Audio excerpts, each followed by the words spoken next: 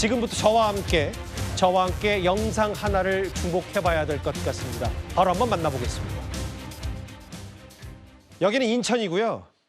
저렇게 달리는 버스 안에서 한 승객이 버스 기사에게 뭐라 말을 겁니다. 저희가 모든 영상을 다 오롯이 보여드릴 수 없는 이유는 뭐냐면 저렇게 충격적입니다. 갑자기 버스 기사의 얼굴을 때리고 무차별로 폭행합니다. 잠시 뒤에 영상이 나오겠지만 다른 승객들이 말리는데도 불구하고 여전히 저렇게 뭐 아랑곳하지 않고 저 버스 기사를 개인적으로 아는지 모르겠습니다만 이렇게 되니까 이 버스는 당연히 제 갈 길을 제때 갈 수가 없고 버스 기사 나갈 수밖에 없습니다. 허주연 변호사님.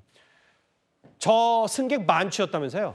그렇습니다. 본인이 만취 상태여서 그렇게 범행을 저질렀다라고 주장을 하면서 주치감경을 노렸을지는 모르지만 요즘 법원의 경향이 이런 경우에 주치감경을 안 해주고 오히려 엄벌에 처해지는 그런 경향으로 돌아선 지 오래됐습니다. 그래서 이 주치감경 주장은 받아들여지지 않을 가능성이 높다는 생각이 들고 지금 이 본인 얘기로 그리고 경찰 조사 얘기로는 남성이 정류장이 아닌 곳에 버스를 세워달라고 했다는 거예요. 그런데 법적으로 이 버스 기사는 정류장이 아닌 곳에 함부로 버스를 주정차할 수가 없습니다.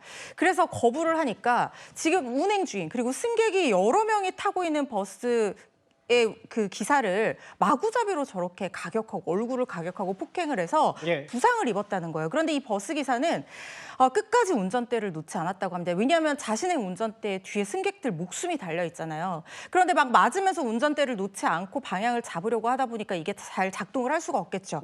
중앙분리대까지 들이받고서야 멈춰 섰다고 합니다. 지금 경찰이 운전자 폭행 혐의로 구속영장 신청할지 검토 중이라고 하는데 만약에 신청된다고 하면 구속 가능성은 상당히 높다는 생각이 드는 것이 지금 피해 사실이 크다라고 하면 이거는 단순 운전자 폭행이 아니라 운전자 상해로 들어가게 되면 벌금형이 없고 유기징역형만 규정이 되어 있는 굉장히 무거운 범죄로 처벌이 되거든요. 그 이유조차도 황당하기 때문에 선처를 바라기는 좀 어려운 사건이 아닐까 하는 생각이 듭니다. 더 큰 불상사가 벌어질 뻔했고 제가 뭐 나이가 중요한 건 아닙니다만 아들뻘 되는 버스 운전기사를 저렇게 때렸고 아무리 추액권선이 저 버스가 중앙분리대를 부딪힐 수밖에 없었습니다. 인천의 사례가 최근에였다면 대전 사례는 작년입니다. 바로 한번 영상 만나볼까요? 이게요. 여기도 시내버스 아닌데 한 남성이 버스에서 저렇게 태연하게 마치 자기 집인 양 담뱃불에 불을 붙여요. 버스 기사가 주의를 줬는데도 아랑곳하지 않고 다시 담배 피우고 경찰에 신고하겠다고 하니까 이거 다 보여드릴 수 없어요. 왜냐하면 더 이후의 일이 끔찍해서 폭행하고 소변도 봅니다. 이게요. 물론 장윤주 변호사님. 저 때는 이제 버스가 거의 멈춰선 거기 때문에 이제 앞서 인천 사례와는 좀 바로 단순 비교는 안 되더라도 글쎄요. 저 사건도 똑같이 저 폭행하고 소변 테러를 간 남성도 차 세워달라고 하는데 안 서줬다. 이게 본인의 변명이었어요? 저 당시에도 소변이 마려워서 버스를 세워달라고 했는데 세워주지 않아서 소변을 봤다. 이런 사실 납득하기 어려운 주장을 했었습니다. 지난해 저 영상 보고 많은 분들이 참 분노하셨었는데요.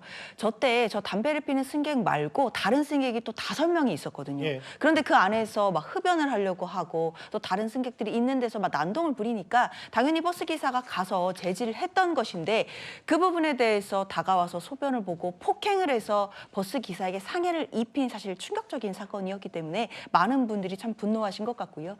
사실 과연 이제 특가법상의 운전자 폭행 될 것인가 이 부분은 좀 논란이 됐던 사건이기는 하지만 당시에도 어쨌든 버스 기사에 대한 또 소변 테러와 폭행이었다는 점 때문에 많은 분들이 분노하셨던 그런 사건이었습니다. 알겠습니다. 취객이 버스 기사를 때렸고 이 움직이는 많은 승객들이 타 있는 버스 기사의 저 정도는 진짜 살인 미수급에 가까울 수 있어요. 7위였습니다.